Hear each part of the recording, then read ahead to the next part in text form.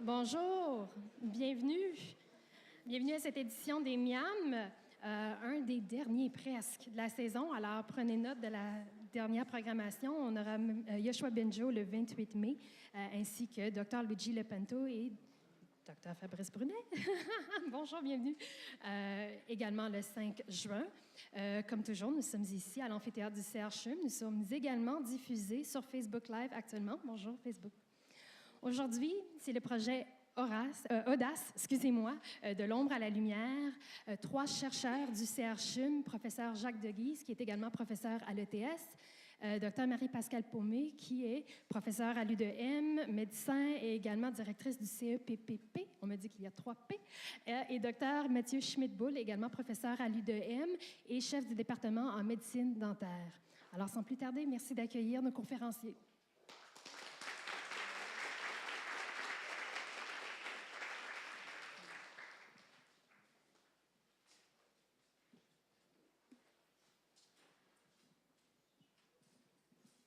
Oui, bien, bonjour tout le monde et merci au comité organisateur de nous inviter là, pour vous parler de notre projet Audace, un projet qui est réalisé là, dans le cadre d'une façon de travailler en intersectoriel et grâce à notre présence ici au CHUM là, pour des ingénieurs, vous allez voir là, entre autres que c'est un grand plaisir de pouvoir vous introduire à ce projet-là. D'abord, le programme Audace en quelques mots. C'est un programme qui favorise l'innovation sectorielle et c'est un programme qui a été mis en place il y a 2 ans par le scientifique en chef du Québec, M. Rémi Quirillon, pour favoriser la rencontre de 3 secteurs qui se rencontrent généralement, pas très souvent malheureusement. Les 3 fonds de recherche, le Fonds Nature et Technologie qui subventionne habituellement la recherche des ingénieurs comme moi, le Fonds Société et Culture et le Fonds de recherche en santé qu'on connaît très bien ici au Centre de recherche du CHUM. Alors, l'idée de ce programme Audace-là, c'est de soutenir des recherches intersectorielles à haut risque et en rupture avec les modes traditionnels de faire de la recherche. Alors, c'est dans ce cadre-là qu'on a proposé là, un projet Audace. Donc, le projet, on l'appelle de l'ombre à la lumière et c'est pour un accompagnement interdisciplinaire des patients qui ont des tumeurs au niveau de la tête et du cou et qui vont avoir besoin de prothèses pour remplacer une partie de leur visage. D'abord, on aimerait vous annoncer que c'est une conférence sur l'intelligence artificielle, mais il va y avoir une dose homéopathique d'intelligence artificielle, mais une surdose d'intelligence humaine, citoyenne et collective. Alors, c'est ce qu'on voulait vous affirmer dans un premier temps. Et je vais laisser le bâton de parole à Mathieu. Merci Jacques. Écoutez, c'est un grand plaisir pour nous et je voudrais rajouter par rapport à ce qu'a dit Jacques, il y a une surdose effectivement d'intelligence humaine, puis aussi une grande dose d'amitié dans ce projet-là, parce que c'est aussi comme ça que ces histoires se structurent. Et effectivement, c'est un projet où il y a beaucoup de monde impliqué, il y a beaucoup d'équipes, une vraie recherche interdisciplinaire. Vous allez voir que, et il y a un effet d'entropie dans ce projet, c'est que toujours plus de monde veut y participer. Alors, effectivement, on a de nombreux défis à relever. Quels sont les défis ? C'est des défis à la fois pour la médecine dentaire, pour l'ORL, pour les ingénieurs, pour les psychologues, les psychiatres, la santé publique. Donc il y a effectivement beaucoup de monde là-dedans. Pourquoi ? Pour quelle problématique ? Bien, en médecine dentaire, on voit beaucoup de patients. Vous voyez, on est un grand centre d'oncologie au CHUM, puisque par an, nous voyons 400 nouveaux patients de cancer tête et cou, ce qui est quand même très important. C'est des patients que nous recevons, qui sont bien sûr vus par de différentes spécialités, et c'est des patients qui, pour une raison ou une autre, dans le plan de traitement, arrivent en médecine dentaire. Et parmi tous ces patients, bien, nous avons des patients qui vont avoir des chirurgies qui peuvent être des chirurgies relativement délabrantes associées au traitement du cancer. Et ces patients vont nécessiter à ce moment-là une réhabilitation qui, vous allez comprendre, qui peut être très complexe. Et c'est là-dessus que se structure ce projet pour justement aider à mieux prendre en charge ces patients et aider aussi les patients, parce qu'il y a un grand besoin ici, il y a un besoin important pour les patients de leur apporter une aide, on verra sur différents plans. Alors, effectivement, il y a des diagnostics qui sont posés et puis il y a une prise en charge des traitements et il y a des traitements chirurgicaux qui peuvent parfois être un petit peu lourds, relativement délabrants. Et donc, on est là devant un premier grand défi, c'est que voilà, le patient va avoir cette chirurgie difficile ensuite bien, de s'imaginer les conséquences de cette chirurgie. Et donc, une partie de ce projet, c'est d'essayer justement de travailler avec le patient pour arriver à comprendre ce que ça pourrait éventuellement donner. Alors, c'est des chirurgies qui sont complexes, qui vont être à l'origine parfois de défauts au niveau de la face qui peuvent être relativement importants. Ces défauts, eh bien, là aussi, un autre défi pour le patient, c'est d'arriver à intégrer ça, d'arriver à accepter ça, ce qui, vous comprenez, en fonction des zones mutilées, eh bien, ça peut être parfois très difficile. Et puis, c'est sensible, c'est le visage. On est dans quelque chose qui est intime, très sensible, et donc on est là encore devant des défis importants. Alors, se pose ensuite pour ces patients eh bien, le problème de la réhabilitation. Problème de la réhabilitation, puisque voilà, il y a un défaut au niveau du visage et il va falloir reconstruire ce visage, cette esthétique, redonner une esthétique à ce patient. Alors pour ça, eh bien, c'est l'équipe de prothèse maxillofaciale qui va s'occuper des patients et qui va travailler avec eux pour essayer de retrouver, redonner un visage aux patients suite à la chirurgie oncologique. Alors pour ça, comment est-ce qu'on procède? Comment est-ce que l'équipe de prothèse maxillofaciale procède? Et on procède par souvent la réalisation d'une épithèse. On est là, on est devant un patient, il faut le reconstruire et ceci passe donc par la réalisation d'une épithèse. Et donc là, on se retrouve dans un autre défi. Vous allez dire, ça commence à faire beaucoup de défis, mais oui, parce qu'il faut ensuite que le patient accepte cette épithèse. Il faut ensuite que ce patient puisse fonctionner, bien sûr, et également, ce patient a ses proches.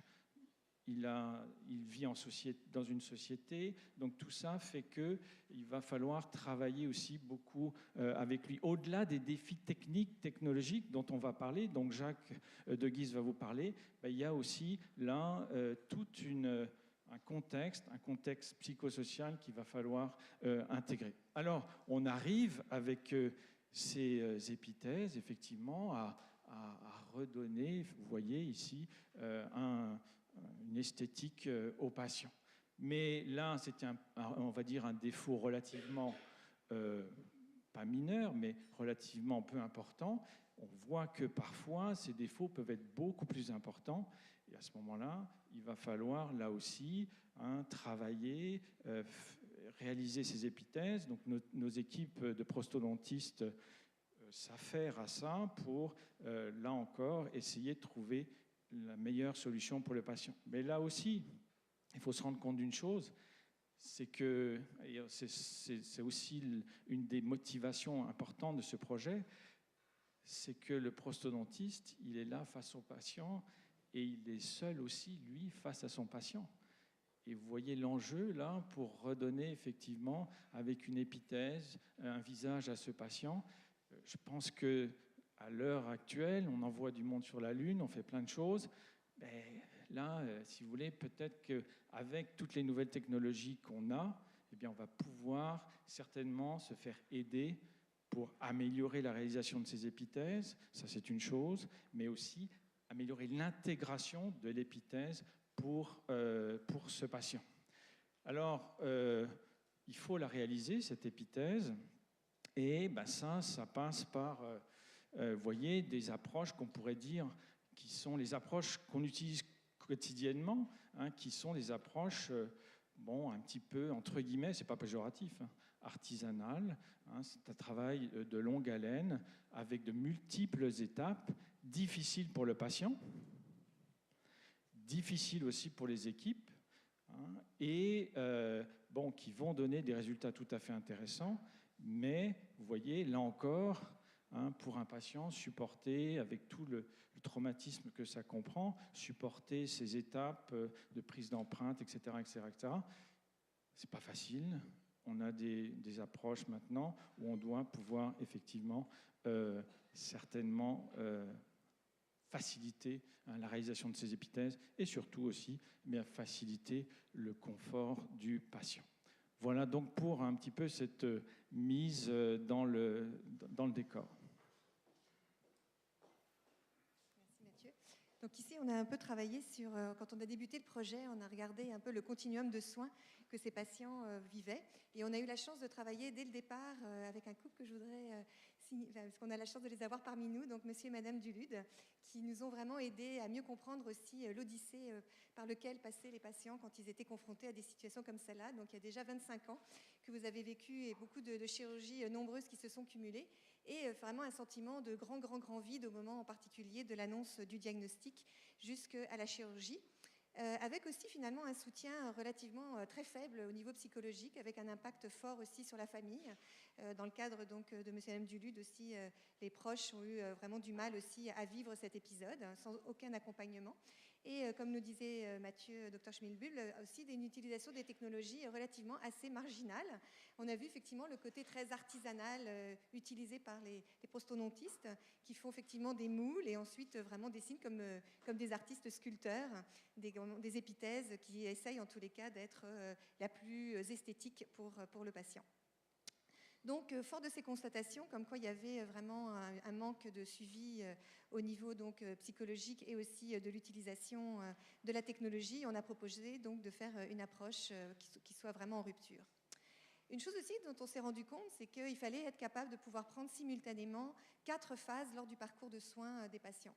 Tout d'abord, évidemment, face au diagnostic, ça c'est vraiment l'énorme choc quand effectivement on vous annonce que vous avez une tumeur. La plupart du temps, dans nos patients, ce sont des tumeurs cancéreuses. Et effectivement aussi, il faut déjà faire face au problème du cancer, mais aussi à tout l'impact que ça va avoir sur son visage. Donc c'est une période excessivement difficile. La deuxième, c'est lorsqu'on a fait les traitements, c'est tous les dégâts, entre guillemets, qu'effectivement les traitements vont apporter sur le visage. Effectivement, c'est toute la perte aussi de son identité et de voir comment on se réapproprie ce visage-là. Le troisième moment, c'est le face à l'autre, donc comment les proches aussi vont vivre cette transition qui est excessivement, non seulement douloureuse pour le patient, mais aussi pour les êtres chers. Et finalement aussi, c'est vraiment le face à l'autre, donc face à la société, comment les gens réagissent à un visage effectivement qui a subi des délabrements et qui a été reconstruit. Donc ça amène une forme effectivement de besoin de conquérir sa nouvelle identité. Et donc ça a été un peu notre fil conducteur aussi, et c'est notre fil conducteur actuel pour notre projet. Donc ce qu'on souhaite, c'est vraiment de proposer un modèle qui soit en rupture par rapport à ce qui a été proposé jusque-là, avec la possibilité de réfléchir dès le départ aux 4 face à face au diagnostic, face à l'autre et face aux autres, d'être capable effectivement aussi d'avoir une intégration complète d'une approche qui est à la fois psychosociale et techno-artistique, de faire en sorte aussi qu'on soit capable de pouvoir le réaliser avec un nombre d'acteurs qui soient capables de pouvoir vraiment représenter l'ensemble des points de vue qui est mobilisé tout au long de cette trajectoire, comprenant évidemment les patients et les proches. Et finalement aussi d'avoir une étude économique pour pouvoir avoir une idée de la manière dont on pourrait utiliser au mieux les ressources que l'on a pour faire en sorte qu'on puisse changer la vie des patients sans non plus que ça devienne des sommes astronomiques. Alors, je vais vous présenter un peu l'idée que l'on avait au départ du projet là, sur comment on pourrait amener une nouvelle démarche au niveau psychosocial. Tout d'abord, évidemment, c'est de réfléchir sur la façon dont on pourrait accompagner les patients tout au long donc, de leur processus. Vous savez que moi, je travaille beaucoup sur l'accompagnement par les pairs, donc c'est de voir de quelle manière on pourrait vraiment introduire le plus rapidement possible un accompagnement par des patients qui ont déjà vécu ce genre de situation et qui peuvent évidemment, ainsi que les proches, parce que des proches aussi peuvent être très percutants pour être capables de pouvoir montrer un peu toutes les embûches qu'on va pouvoir avoir à traverser. Donc on avait déjà cette première idée. La deuxième, c'est de vraiment travailler sur le changement identitaire. Comment on aide les patients à être capables de pouvoir passer ces 4 changements dont on parlait initialement, à l'aide évidemment de différentes façons, comme par exemple la réécriture de soi, la capacité aussi de pouvoir voir l'évolution de son visage, de voir de quelle façon on pourrait vraiment l'introduire dans une trajectoire beaucoup plus large et non pas comme une trajectoire de rupture, mais comme dire on vieillit, on a un processus de toutes les façons de changement de visage, donc comment on intègre aussi un changement comme celui-là au terme de son scénario de vie. Et finalement aussi de voir de quelle manière on est capable de prendre en considération tous les enjeux éthiques qui sont autour évidemment de toutes les décisions qui sont à prendre tout au long de son continuum et de voir de quelle manière on peut avoir un accompagnement qui soit au niveau psychique le plus adapté.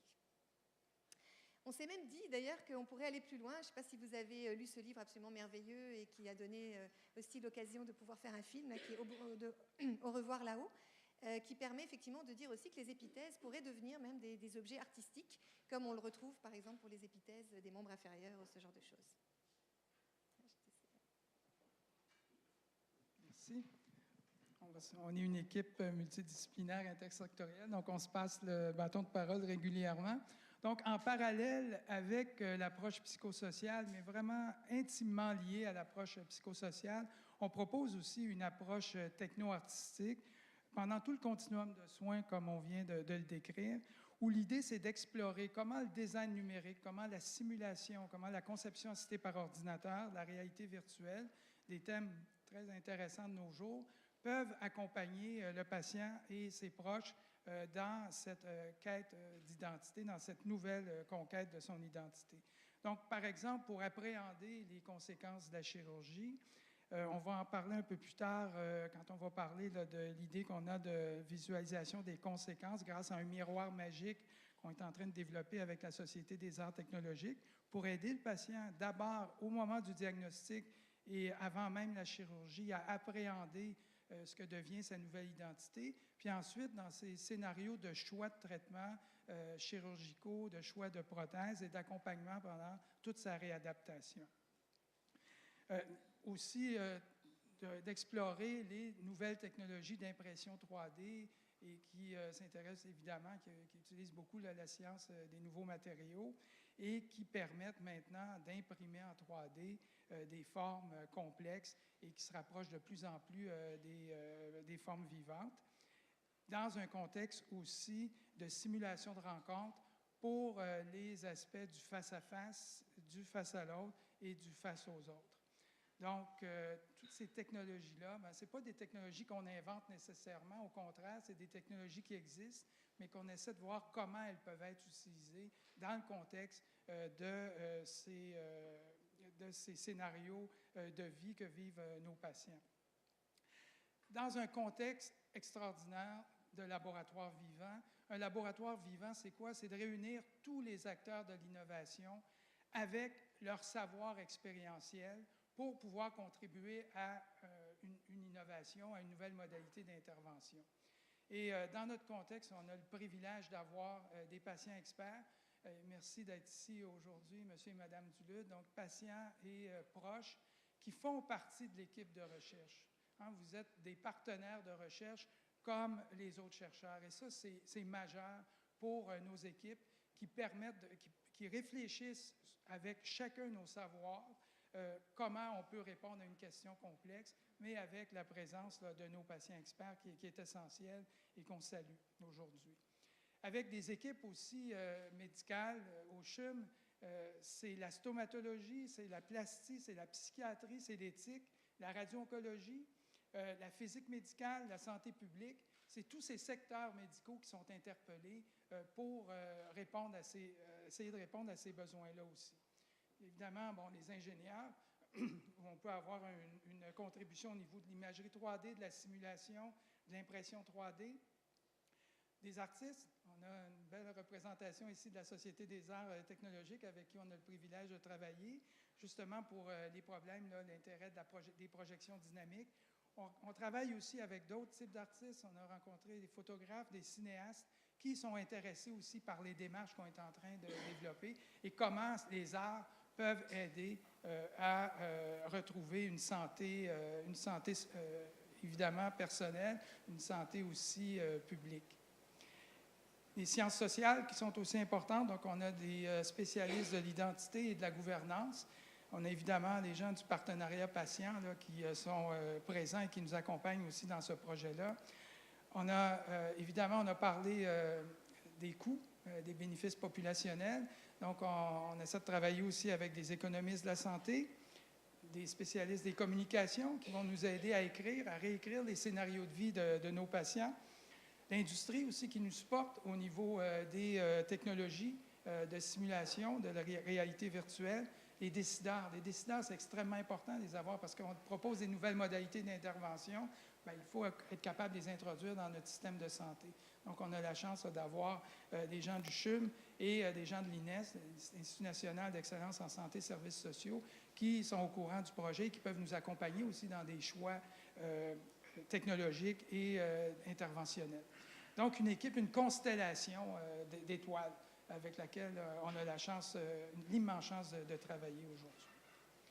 Donc, maintenant, on va prendre quelques minutes pour vous présenter nos travaux en cours. Donc, je te redonne le bâton de parole. Merci. Donc, comme on vous l'a expliqué, donc ça se passe dans le cadre d'un projet de recherche. Donc, on a commencé à faire aussi un certain nombre d'entrevues. Donc, je vais avoir la chance là, de pouvoir vous partager 3 histoires de patients très différentes pour un peu vous mettre dans l'ambiance de la manière dont ça se passe d'une façon assez concrète. Nous avons aussi la chance de pouvoir rencontrer l'infirmière pivot d'ORL qui effectivement participe d'une façon exceptionnelle à ce projet pour bien nous montrer comment on peut bien intégrer nos 2 approches. On a pu aussi travailler avec les psychiatres et avec les prosthodontistes. Donc le premier exemple que je vais vous présenter, là, donc, c'est Madame Clémentine. C'est une histoire donc, où Madame Clémentine, à l'âge de 24 ans, alors qu'elle faisait des études de psychologie, et lors d'un nettoyage dentaire, on s'est rendu compte qu'elle avait une tumeur donc, à la gencive. Et à partir de là, il y a toute une chose qui a déboulé. On s'est rendu compte qu'elle avait une tumeur de la taille d'une clémentine qui était donc dans la joue.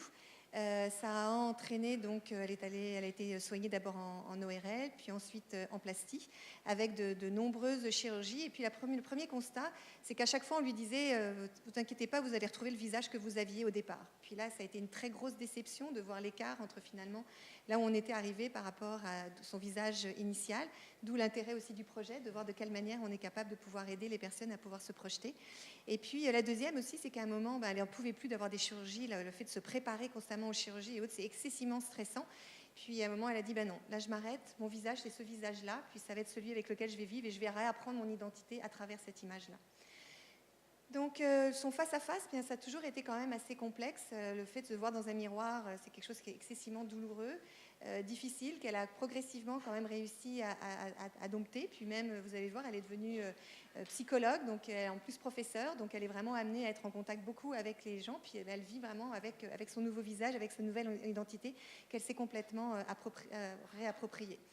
Auprès des proches, elle a eu des proches très proches justement, donc la famille qui l'a beaucoup entourée, mais là aussi avec une relation complexe où il lui renvoyait aussi l'image comme quoi son visage finalement n'était pas du tout comme celui avant, donc elle était très en colère, c'était pas toujours évident les relations avec la famille de cette façon-là. Et puis avec les autres, là aussi elle a eu beaucoup de mal, elle est restée cloîtrée pendant plusieurs mois parce qu'elle n'arrivait pas du tout à affronter ce regard-là. Donc qu'est-ce qui l'a aidée à passer au travers de tout ça? Là, moi, j'ai appris quelque chose vraiment d'assez fascinant. Donc, dans la mythologie indienne, il y a une certaine déesse qui s'appelle la déesse Akilandechvari, qui donc tire toute sa force justement de la destruction. Donc c'est comment on retrouve finalement toute sa force par l'intermédiaire donc d'une situation très destructrice comme celle du visage. Donc ça l'a énormément aidé. Puis j'ai appris aussi, j'en avais un petit peu entendu parler, mais l'art du kinguzi, je ne sais pas si je le dis bien, en tout cas c'est de l'art japonais qui permet de pouvoir recoller la porcelaine brisée grâce à la poudre d'or. Donc comment on va instiller aussi dans notre projet un peu de poudre d'or pour les patients, pour faire en sorte qu'ils puissent récupérer un visage dont ils sont capables de pouvoir vivre avec. Et puis elle a beaucoup lu, donc je ne sais pas si vous connaissez ce livre là qui s'appelle Man's Search for Meaning, mais qui est excessivement intéressant aussi pour redonner du sens à sa vie. Puis elle a aussi lu, un peu comme livre de chevet, le journal donc, de Marie Huguet, qui à l'âge de 22 ans s'est retrouvée amputée aussi du membre inférieur à cause d'un cancer, puis en est décédée par la suite. Ça l'a amenée à travailler aussi beaucoup sur l'écriture et à faire de l'autofiction. Donc c'est aussi une source de vraiment créative, très très forte, l'événement par lequel elle est passée. La deuxième histoire, eh bien, c'est Monsieur Le Rouge. Donc Monsieur Le Rouge, c'est un patient qui, à l'âge de 60 ans, a vu une petite bulle à côté de son œil. C'est un journaliste sportif excessivement actif, mais c'est un journaliste écrit, il n'est pas du côté audiovisuel. Et donc, sa petite bulle, très très vite, il a été pris en charge au niveau de l'ORL et on s'est rendu compte qu'il avait une tumeur maligne à l'œil. Donc ça a entraîné effectivement une énucléation de la tumeur. Et une personne qui a très vite compris, comme il était relativement isolé socialement, qu'il fallait absolument qu'il ait un partenariat très très fort avec son équipe. Donc dès le départ, il a tissé des liens presque amicaux avec l'équipe là, pour vraiment être sûr que s'il y avait un problème, il allait pouvoir faire appel aux bonnes personnes. Ça l'a amené aussi finalement au niveau du face-à-face à trouver une nouvelle manière de vivre, là où de son problème de santé, il en a fait aussi une force. Donc il met des chapeaux de couleur qui sont assortis à ses bandeaux, et puis il a l'impression de jouer aux pirates.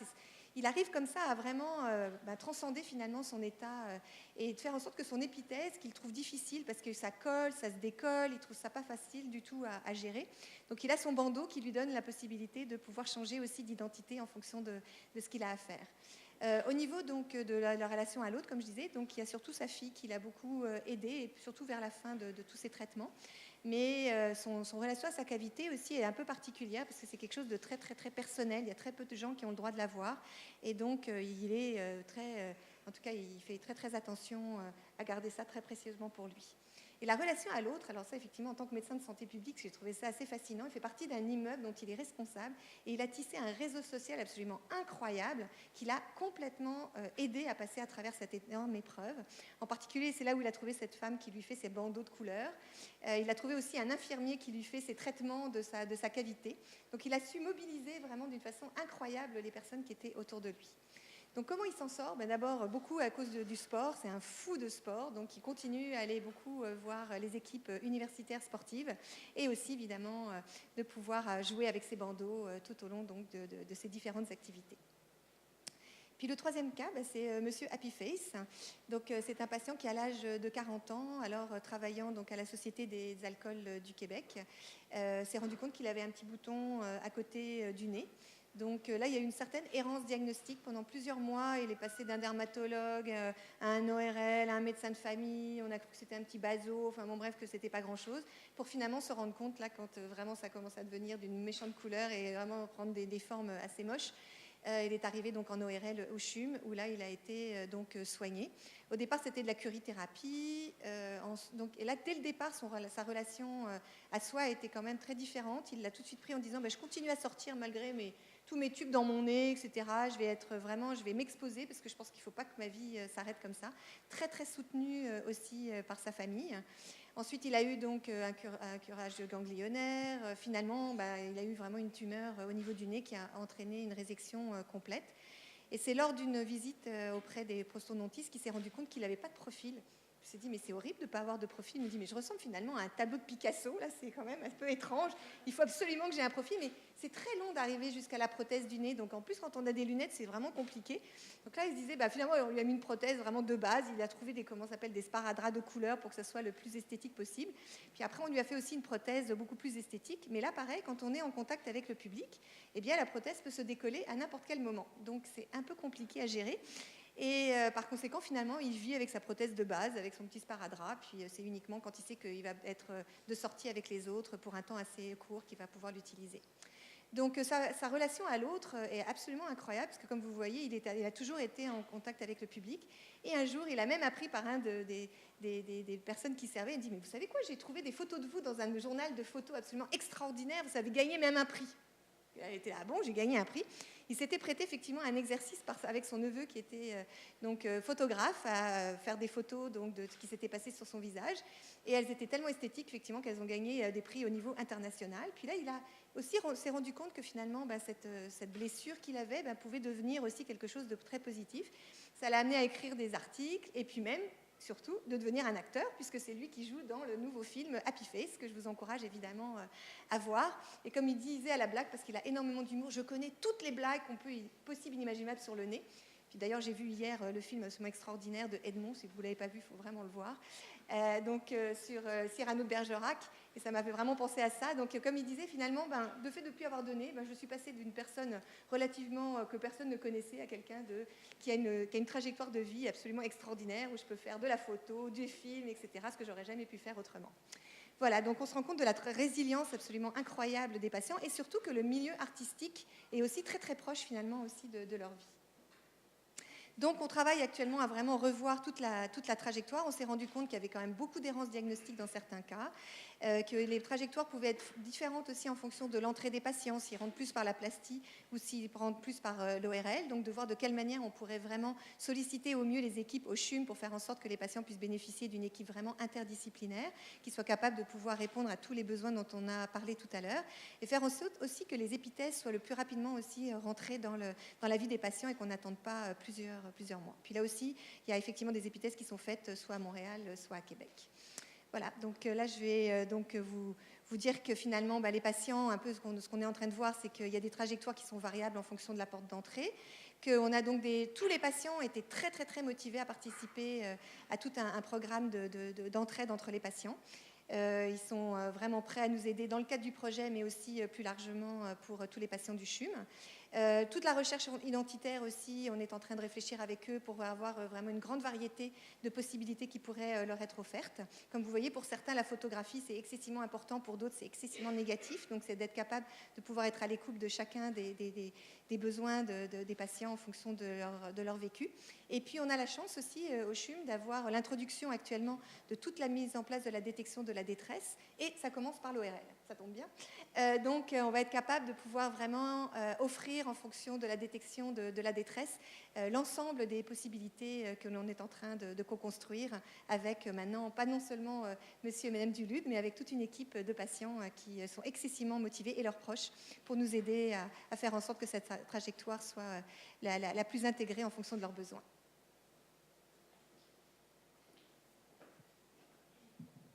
Merci.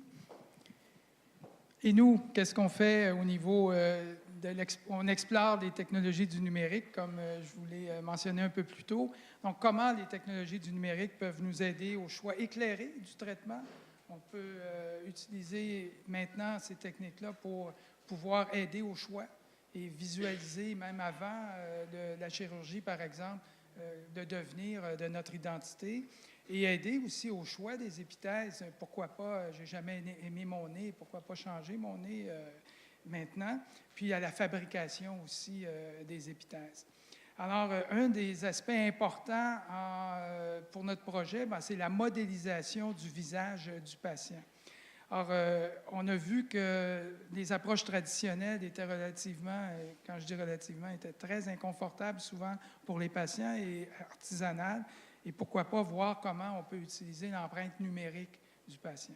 Alors, dans ce contexte-là, il existe deux technologies, l'imagerie médicale et les scanners optiques. Donc, très rapidement, ce qui est très intéressant, l'imagerie médicale, c'est les CT scans, les tomodensitomètres à rayon X, qui sont utilisés habituellement pour voir les structures internes du patient, les os, les tissus mous. Mais si on joue un peu avec l'image, sans rien changer au protocole d'acquisition, on peut aller chercher son visage. Et ça, c'est un intérêt majeur parce qu'il s'insère dans le parcours actuel du patient, que ce soit en pré-op pour le scan de diagnostic ou les scans de suivi en post-op et tout le long de la vie du patient. Et ça, c'est intéressant parce qu'on a déjà accès à ces données-là et à dose neutre. On ne demande pas de rayon X additionnel. C'est des images qui existent déjà dans le dossier de patient. Donc, un immense avantage d'utiliser éventuellement ces technologies d'imagerie. C'est sûr qu'il y en a d'autres. Il y a les scans optiques à lumière structurée qui sont extrêmement intéressantes.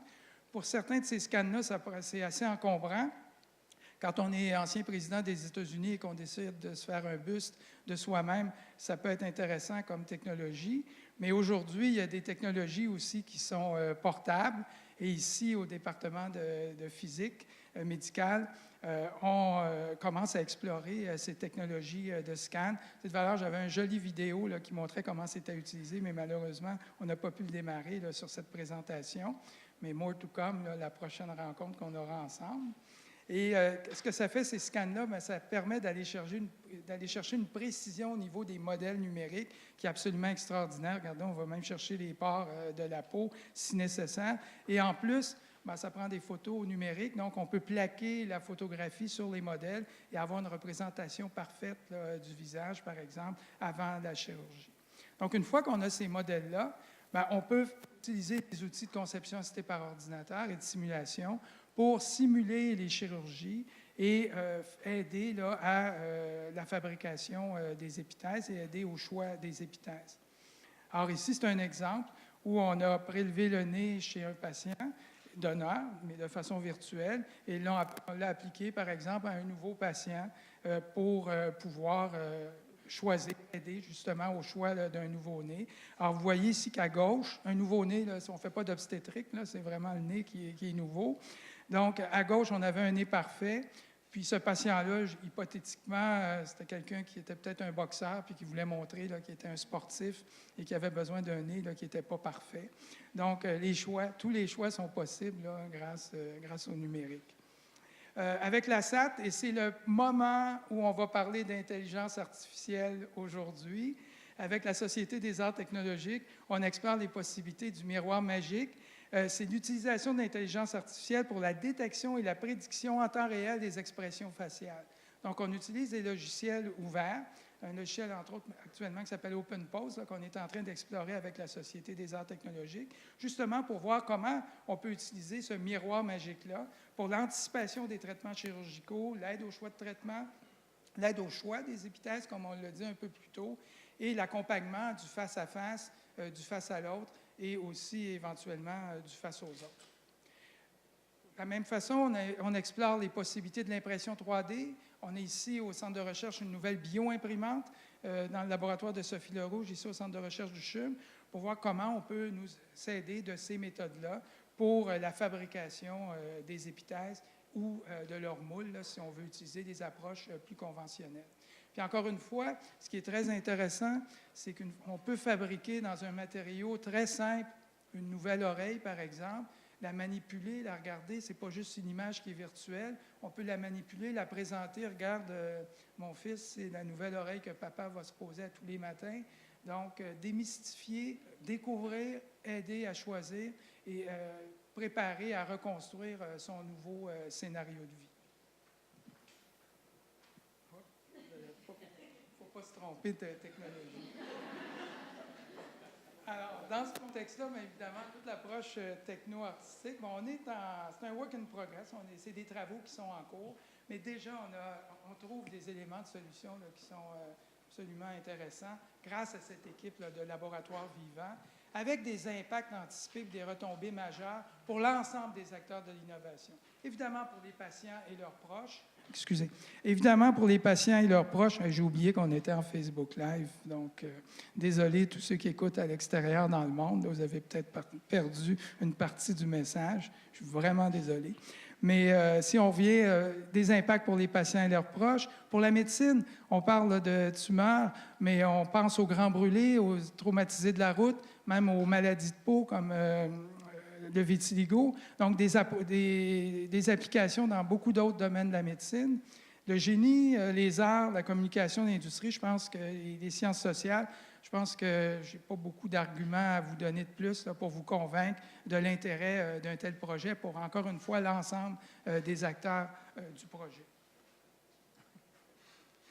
Et moi, je conclus sur le fait que grâce à Audace, on espère qu'on va pouvoir mieux accompagner là, aujourd'hui les patients dans leur odyssée.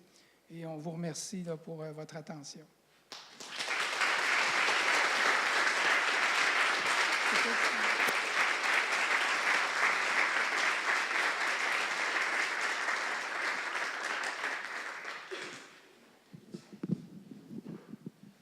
Vous Oui, merci beaucoup pour cette belle présentation.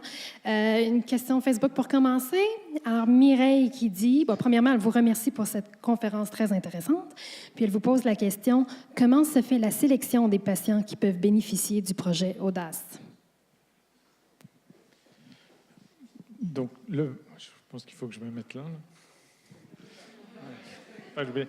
Le projet Audace, c'est une preuve de concept. Bon, c'est une première étape.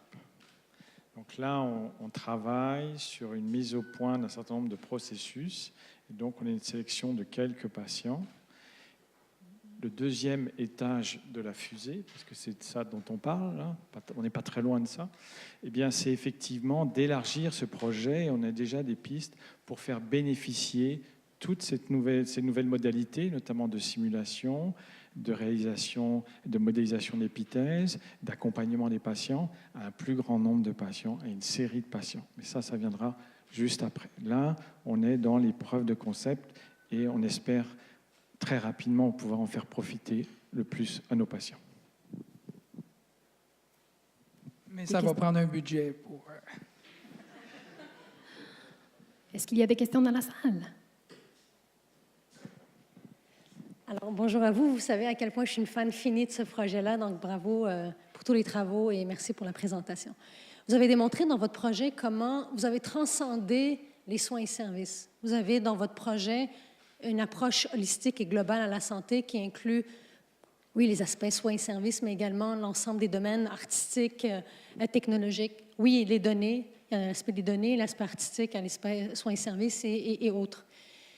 Comment voyez-vous l'impact? Là, vous dites que c'est une preuve de concept. Est-ce que ça a déjà impacté vos façons de faire présentement? Et qu'est-ce que vous anticipez comme impact lorsqu'on va le déployer à plus large échelle, l'approche intersectorielle et la santé dans son aspect global?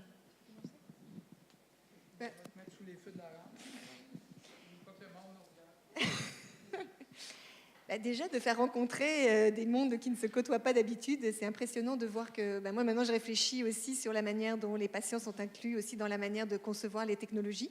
Je veux dire, je l'avais un peu fait, mais là, de vraiment les voir s'intéresser de façon aussi importante et de voir qu'ils peuvent être là dès le départ, là, vraiment des choix. Ça m'a, par exemple, à titre personnel, en tous les cas, vraiment beaucoup modifié, entre guillemets.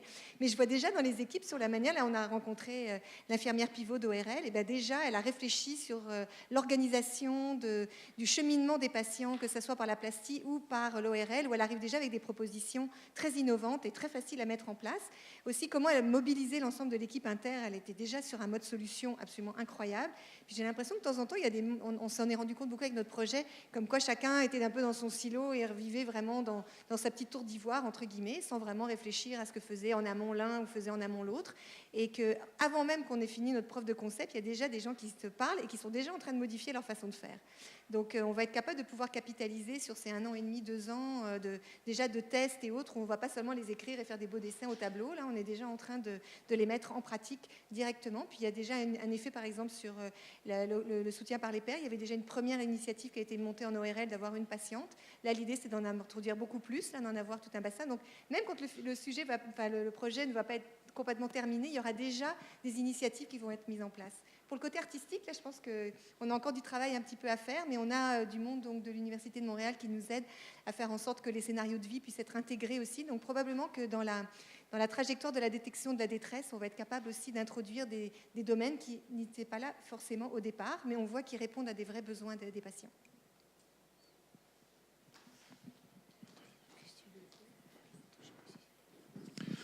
Votre calendrier, c'est 2 ans, c'est ça, calendrier de... Puis quelles sont les plus grandes incertitudes? Parce que votre présentation est très crédible, on a l'impression que le projet est terminé, en fait, puis qu'on pourrait déjà déployer à grande échelle. Où est-ce que c'est que vous pourriez vous casser la gueule? Ou qu'est-ce que vous pourriez trouver que vous n'avez pas encore découvert? Quelles sont, au fond, les difficultés du projet? C'est une très bonne question. On n'invente pas de nouvelles technologies. On profite des technologies qui sont aujourd'hui disponibles, qui sont même démocratisées pour la plupart. Si on pense au miroir magique, ces 2 petites caméras web qu'on peut monter sur un écran d'ordinateur. Donc, au niveau des visages qu'on peut aller chercher. L'empreinte numérique, c'est déjà dans les images médicales. Il s'agit juste d'aller extraire l'information de façon relativement simple. Donc, encore une fois, au niveau des technologies, on n'invente pas de nouvelles technologies. On essaie de profiter de celles qui sont là. Et c'est de mettre en place les différentes équipes et bien comprendre le parcours du patient. Donc, les freins au projet, ce serait des freins au niveau de l'introduction de cette modalité d'intervention-là dans notre système de santé. Parce que ça coûte trop cher, parce qu'on ne peut pas avoir au bon moment le psychiatre qui va travailler avec le chirurgien, on ne peut pas avoir accès au moment donné à une image. Le frein serait plutôt là, mais le fait de travailler avec les intervenants aussi de l'hôpital et avec les intervenants même du ministère de la Santé, en tout cas via l'INES, bien, ça nous permet d'essayer de prévoir l'ensemble de ces aspects-là. Pour la question budgétaire, le projet Audace, le programme Audace, c'est 100 000 $ sur 2 ans. On commence bientôt notre 2e année. Il va falloir aller chercher des fonds supplémentaires, évidemment, pour faire des projets qui vont démontrer l'intérêt clinique, l'intérêt économique, puis les bénéfices populationnels. Mais ça vient dans le futur. Puis on est tellement enthousiaste du projet que, vous savez, un chercheur, vous le savez bien, un chercheur, c'est un chercheur d'art. Puis on est des chercheurs qui sommes des trouveurs, nous, dans notre équipe. Donc, on réussit à trouver des réponses à des questions complexes, mais on réussit aussi à trouver des sous pour nous aider à répondre à ces questions-là. Merci. Moi, je poursuis avec Facebook Live. Donc, Georges Gonzalez qui pose la question. Quels sont les enjeux éthiques dans la reconstruction du visage quand on choisit et modélise un visage d'une autre personne pour mon bénéfice? Est-ce que cela est encadré par la loi? Alors, on n'est pas exactement dans le même sujet que celui qui a fait la une des journaux là, sur le changement de visage. Là. Donc, effectivement, on n'est pas en train de s'approprier le visage d'une autre personne. Là. On est en train de construire un visage en fonction de différents choix. Puis c'est ça qui est intéressant dans le projet, c'est d'amener les gens à vraiment être complètement intégrés dans tout le processus de prise de décision qui va amener au choix d'une épithèse X ou Y. Ce qui est sûr, c'est qu'on a la chance d'avoir le docteur Mona Gupta qui travaille avec nous, qui est capable aussi de regarder tous les enjeux éthiques qui sont plus en lien sur la manière dont on traite le patient aussi tout au long du processus, tous les enjeux qu'il peut aussi rencontrer dans sa relation aussi à l'autre. Donc, on est en train d'évoquer toutes ces pistes avec les patients pour être capable de pouvoir y répondre le mieux possible et avoir éventuellement un encadrement s'il y en avait besoin d'un. Mais on est en train de réfléchir là-dessus. Est-ce qu'il y a d'autres questions dans la salle? Tenez, je venir ici. Sinon, il y a un micro de l'autre côté également. Ah oui, des questions partout, mais je vais commencer par l'autre côté de la salle.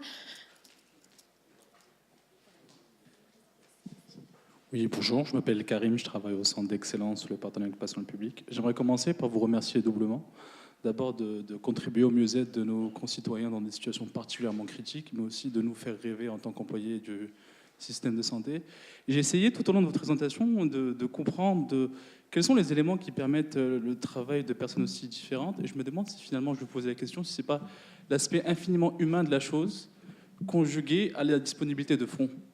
Donc, j'aimerais savoir, vous, si ces deux facteurs contribuent, mais s'il y en a d'autres aussi. Écoutez, sur le volet humain, je vais un peu répondre parce que je vais parler au nom de l'équipe de prosthodontisme maxillofaciaux. Si vous voulez, c'est ce que je disais, le prosthodontiste, grâce à ce projet, se sent certainement moins seul. Hein. Il sent qu'il y a une équipe autour de lui, une équipe, bien sûr, d'ingénieurs, parce qu'il y a tout le volet technique, modélisation, qui est tellement important, puis qui rejoint le volet psychologique, parce que ce qu'on veut, c'est faire de la simulation pour un patient, essayer de le transporter, de l'amener à acquérir une nouvelle identité. C'est très compliqué, c'est très difficile. C'est très difficile, on est moins seul, ça marche. Okay. Et ça marche très bien, et ça marche avec d'autres disciplines, parce que tout le monde ressent, et vous avez raison, vous avez mis le doigt là où il faut le mettre, tout le monde ressent cette sensibilité vraiment extrême du visage, et tout le monde se sent impliqué finalement par ça. Une petite note pour dire qu'il y a un micro ici de ce côté aussi, mais je me promène, je me déplace.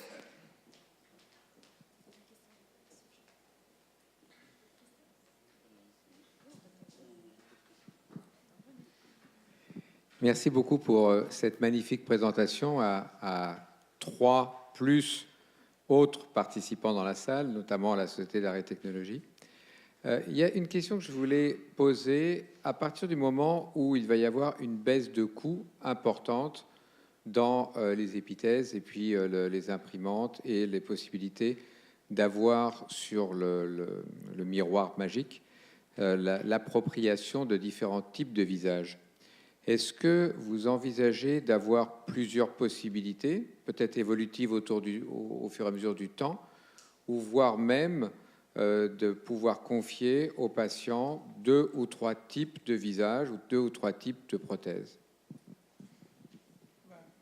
Si tu me permets, ben, pourquoi pas?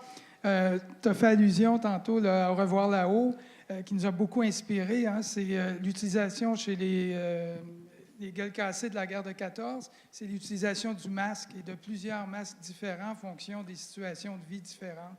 Et aujourd'hui, merci, je ne suis pas habitué de parler dans les micros, ça prend, il faut que je lève le coude. Je suis habitué pour d'autres choses, mais pour moins pour ça.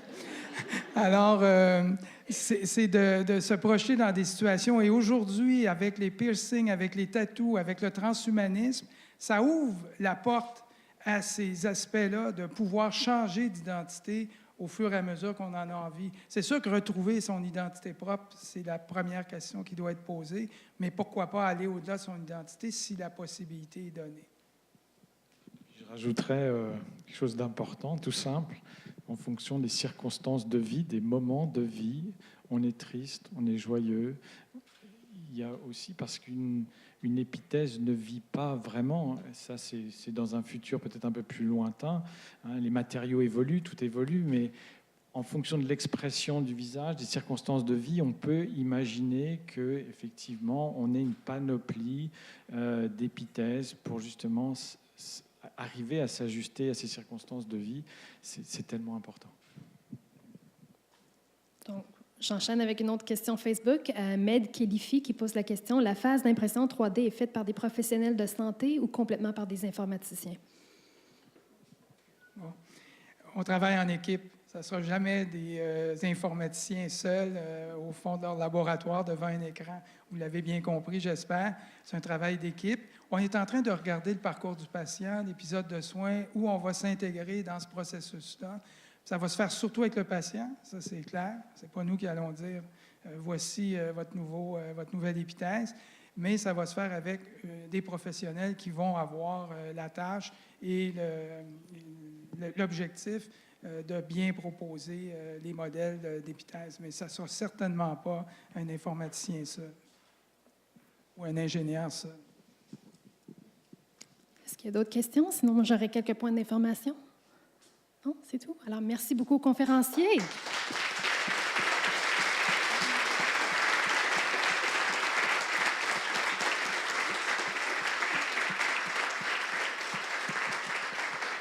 Merci beaucoup aussi aux patients experts qui sont dans la salle et aux autres collaborateurs du projet qui sont ici présents.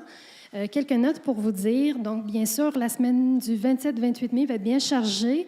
Il y aura des délégués de l'EIAS qui vont participer au printemps numérique qui sera ici au CHUM le 27 dans le cadre de sa journée IA en santé.